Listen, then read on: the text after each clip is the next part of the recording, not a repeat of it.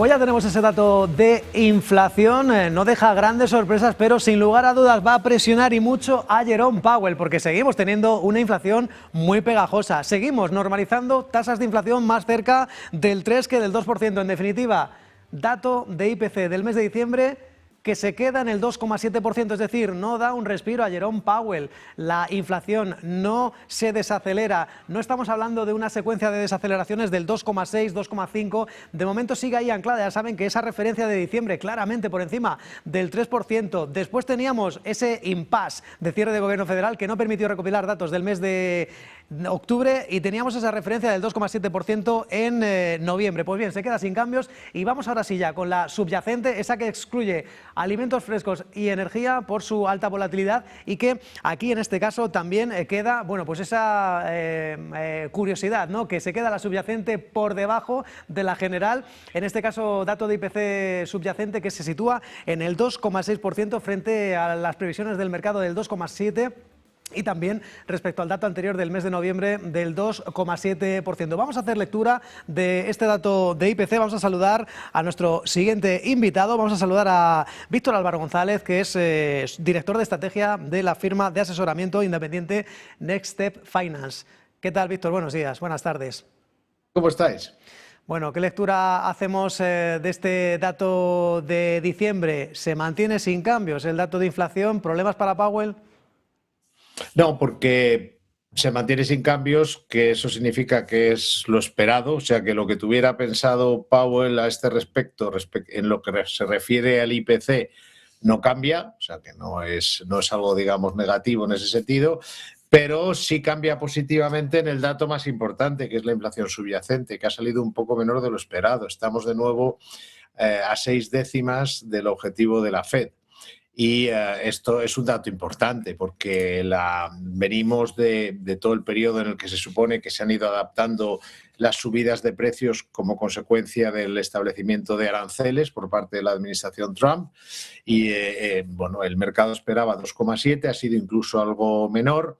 Y además estamos en un entorno en el que la realidad es que está bajando el precio del petróleo de forma ya casi empieza a ser histórica como bajada.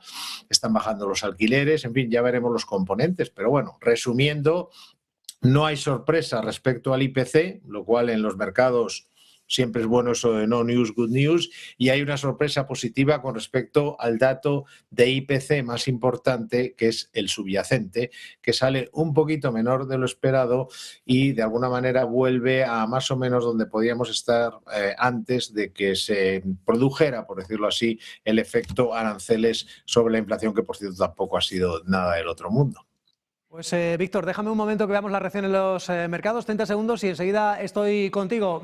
Se han dado la vuelta los futuros estadounidenses, ya están anticipando avances y sobre todo vuelve a caer el interés de los bonos estadounidenses. El 10 años cayendo un 0,57%, 4,16 de rendimiento. Ojo porque también el 2 años con un rendimiento todavía por encima del 3,5%, 3,51. También la caída es bastante significativa, del 0,8%. Y en efecto, vamos a recordar lo que están haciendo los futuros sobre Wall Street. De momento estaban anticipando ligeros descensos. Bueno, pues ya con este dato que en principio convence al mercado o al menos no deja sorpresas ni negativas ni positivas. Pues bien, futuros al alza, subiendo ya un 0,3% el S&P 500, el Nasdaq 100 y el futuro vinculado al Dow Jones de Industriales, que va a tener la pelea de tratar de atacar los 49.700 puntos. ¿Por qué no soñar con los 7.000 del S&P 500? Ahora sí, vamos a volver con Víctor Álvaro González. Víctor, decía, bueno, pues ¿qué crees que puede interpretar? Parece que el mercado, no sé si te deja a ti algo preocupante esta bajada de los bonos estadounidenses. Como he dicho antes, no, yo creo que la noticia general es positiva, es decir, que hay lo esperado a nivel de IPC, pero mejor de lo esperado, insisto, en la inflación subyacente, que es la más importante, porque es la que marca un poco lo que es la tendencia de medio y largo plazo. Por lo tanto, es un dato positivo, no me extraña que lo estén tomando bien los mercados. Y se lo están tomando muy bien los bonos, puesto que el hecho de que baje el tipo de interés de los bonos significa que sube el precio de los bonos, porque hay una relación inversamente proporcional entre el precio de los bonos y su tipo de interés. Por lo tanto, los bonos han hecho exactamente lo que pensábamos que iban a hacer si salía este dato así. Como he dicho antes, no lo había visto porque todavía no he podido ver la reacción del mercado, pero no me extraña nada. puesto que el mercado, como digo, está viendo cómo poquito a poco va desapareciendo el efecto inflacionista, que insisto, ha sido muy pequeño, pero el efecto inflacionista de los aranceles. El mercado empieza a notar cómo esa inflación subyacente, que había estado en niveles bastante más altos, 3 y pico por ciento, hablo de memoria, pero por ahí la hemos visto, y ahora pues estamos hablando de un nivel, un 2,6%, si no me equivoco, que es el dato que me aparece, sí, no me equivoco, un 2,6%, que es un dato francamente bueno teniendo en cuenta de dónde venimos. Por lo tanto, el mercado lo desconta positivamente, sube el precio de los bonos, baja el interés de los bonos, el tipo de interés de los bonos, y los futuros del Dow Jones y compañía, pues lógicamente están contentos, puesto que estamos viendo que la inflación, pese a todo lo que se decía de que los aranceles iban a ser hiperinflacionistas, que todo el mundo iba a ponerse a vender en Estados Unidos un 15% más caro, pues no, porque uno no puede ponerse farruco y como te han puesto aranceles, pues llegas y dices, pues ahora yo aprieto los puñitos y cojo y no vendo en Estados Unidos. No, nadie se puede perder el mercado norteamericano, nadie puede quedarse fuera del mercado norteamericano. Se han ido repartiendo, como dijimos, esos aranceles, esos costes en Pues de la pelea consumidor, y entre... además ahora se está estabilizando. De la pelea de Trump y Powell hablaremos otro día porque esto promete dar para largo. Víctor Alba González, director de estrategia de Next Step Finance. Un abrazo, buen día, buen negocio. Igualmente. Bueno, pues podemos decir que la inflación general se queda sin cambios, no hay grandes sorpresas, pero la inflación subyacente es un alivio para este hombre, para ese hombre de más abajo, para Jerome Powell, porque esto de momento pues mantiene los planes de virgencita, que me quede como esté, no bajemos tipos de interés hasta bien entrado la mitad de 2026, a pesar de que Donald Trump pues tiene otros planes. Más presión para Donald Trump con esa inflación subyacente que da un alivio a Jerome Powell, a los Estados Unidos, aunque eso sí, la general se queda como estaba. Vamos a seguir haciendo lectura en este especial IPC de Estados Unidos. Vamos a ver los siguientes pasos en el seno del Banco Central estadounidense. Vamos a saludar a nuestro siguiente invitado, a Juan Hernando, director de asesoramiento de Tresis. ¿Qué tal, Juan? Buenos días, buenas tardes. ¿Qué tal? Muy buenos días, ¿cómo estáis? Y este dato que de momento pues, ha cumplido el guión previsto, ¿también va a cumplir el guión previsto la Reserva Federal? Sí, yo creo que el dato de inflación general, sin novedades, en línea con lo esperado, pero sí que es verdad que ha podido ser relevante pues, la de la inflación subyacente. Para el banco, para la Reserva Federal, no parece que vaya a haber grandes cambios en el corto plazo.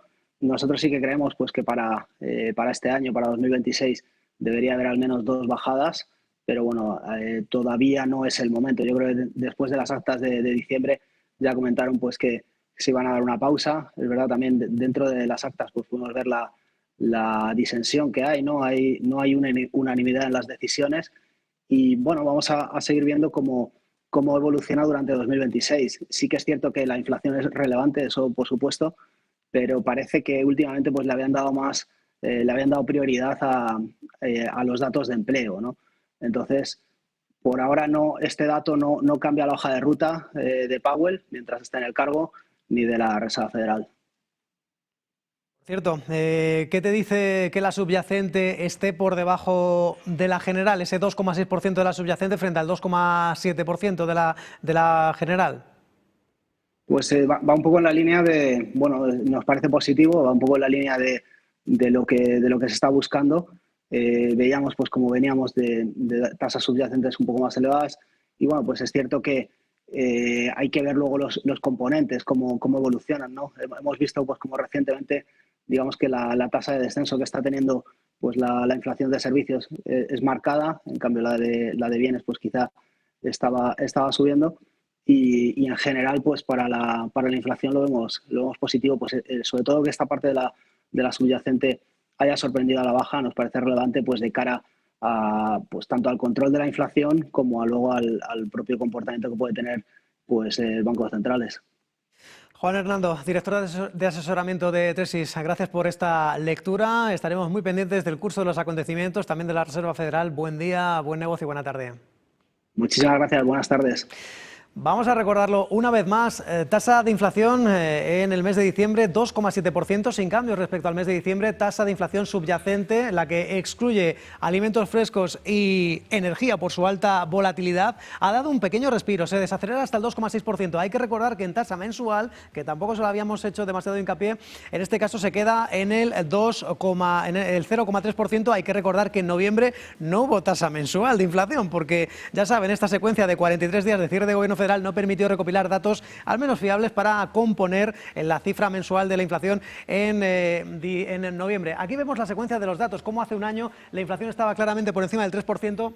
Después tuvimos un valle en primavera, justo cuando Donald Trump preparaba toda la artillería pesada de los aranceles, coincidencia o no, para después experimentar este repunte. Veníamos de tasas por encima del 3%, hubo un atisbo de esperanza en septiembre con ese 3% clavado y después el vacío, el cierre de gobierno federal. No tenemos dato de octubre, por lo tanto la última referencia era ese 2,7% de noviembre y que se ha mantenido en el mes de diciembre, el último mes del año. Vamos a seguir analizando qué es lo que puede pasar, cuáles son los pasos a dar por la Reserva Federal en un momento de mucha convulsión de estos dos hombres, de Jerome Powell y de Donald Trump. Saludamos a Guillermo Santos, socio de eCapital. ¿Qué tal, Guillermo? Buenas tardes. Hola, ¿cómo estáis? Muy buenas. Bueno, pues este dato entendemos que va a dejar más tranquilo a Jerome Powell o que Donald Trump va a seguir con la artillería pesada para que sigan bajando los tipos de interés porque entiende que está en unos niveles desorbitados. Bueno, la actitud de Trump cuando dice ese tipo de cosas, que hay que bajar tipos, tal, y que Powell no se entera realmente de cuál es la misión de la Fed, si te paras a pensar, eso lo ha dicho, lo dirá, sea el dato que sea publicado de inflación. Al final él piensa que bajando tipos va a lograr especialmente un incremento del Producto Interior Bruto estadounidense y que la riqueza va a aumentar y los americanos van a ser más felices y a partir de ahí él suelta eso, ¿no? Más allá de este tipo de declaraciones del presidente Trump, pues hombre, aquí subyace una realidad, ¿no? Que la reciente debilidad que hemos visto, ¿no? del mercado laboral, o una confianza del consumidor pues más bien floja en algunos datos, pues todo esto ha ejercido también cierta presión en el crecimiento salarial y al final ha limitado la capacidad de las empresas de trasladar a precio pues estas presiones y los datos también procedentes de aranceles, ¿no? Entonces, todo ello ha permitido pues, que el dato de hoy efectivamente sea bueno y que quizás se mantenga. Pues vamos a ver, porque el tema de los costes ligados a tarifas arancelarias todavía no está nada claro hasta qué punto se ha trasladado o no en los márgenes empresariales, ¿no? Con lo que satisfacción por el dato de hoy, pero por supuesto mantenimiento de la alerta independientemente de lo que diga Trump. Eso sí, vamos a ver si estas próximas semanas se conoce el sustituto de Powell, que eso sí que condicionará un poco la visión sobre tipos y el comportamiento de la curva. Que me paso de hora, tengo 10 segundos, es una pregunta cortita, tampoco hay demasiadas matizaciones. ¿Crees que lo va a aguantar a Donald Trump, a Jerome Powell hasta mayo de 2026? Sí, yo creo que sí, todo el mandato, lo que poco que le queda realmente. No obstante, va a anunciar antes quién va a ser su sucesor. Pues Guillermo Santos, socio de eCapital, gracias por este análisis. Buen día, buen negocio. Igualmente, hasta pronto. Y que nosotros pues que tenemos que ir despidiendo este especial IPC, ya saben, los futuros en Wall Street se han dado la vuelta, todo apunta al alza. Tampoco hay que cantar victoria, pero de momento respiro para los mercados, sobre todo por la inflación subyacente que retrocede, se desacelera una décima porcentual hasta el 2,6% para cerrar un 2025 convulso como ese impacto de los aranceles de Donald Trump. Mientras tanto, parece que va a haber muchos más pasos para esa pelea, esas citaciones judiciales al presidente de la FED por esas obras o por las diferencias que hay para bajar tipos de interés. Ya saben, horquilla del 3,5 al 3,75% y dentro de 2 semanas, reunión de tipos de enero. Casi nada. Hasta aquí este especial IPC Estados Unidos. Les dejamos ahora, vamos a conectar con la alta representante de la Unión Europea en el exterior, Kaja Kallas, que está reunida en Berlín con el ministro de Exteriores alemán, Boris Pistorius.